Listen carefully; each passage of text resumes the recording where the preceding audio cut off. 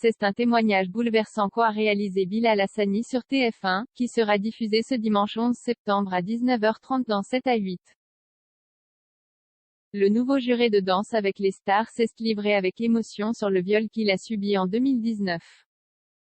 Sur Twitter, un extrait de l'émission 7 à 8 de ce dimanche 11 septembre a été dévoilé, laissant apparaître un Bilal Hassani touchant et vulnérable.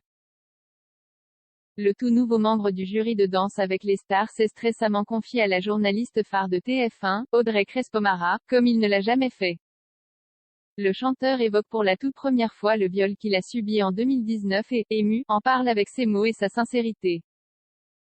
Lorsque la journaliste de 7 à 8 commence à aborder le sujet, Bilal Hassani inspire, et accepte d'en parler. C'est quelque chose qui me hante depuis l'année où ça s'est passé.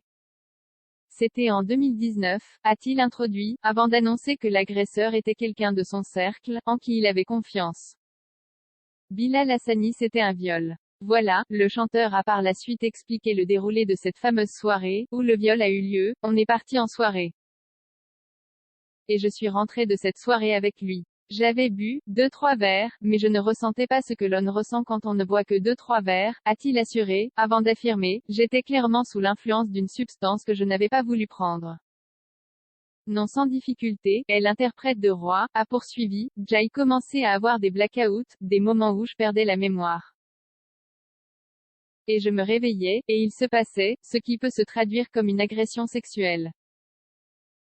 C'était un viol. Voilà. Il a par la suite confié sa réaction après avoir compris ce qu'il s'était passé. Je me suis dit, ne pose pas de questions, ne dis rien, avance, passe à autre chose. Quand Audrey Crespo-Mara lui demande pourquoi il n'a pas souhaité porter plainte, Bilal répond dans un premier temps qu'il ne pouvait pas, je ne me sentais pas le courage de parler en public. Et là, c'est la seule fois où je vais le faire, a-t-il averti, avant de donner une seconde raison à son silence. Je n'avais pas envie de donner une nouvelle corde pour nourrir la haine que je reçois. Si j'avais porté plainte, ça se serait su, assez vite, et ce serait devenu le sujet, a-t-il conclu.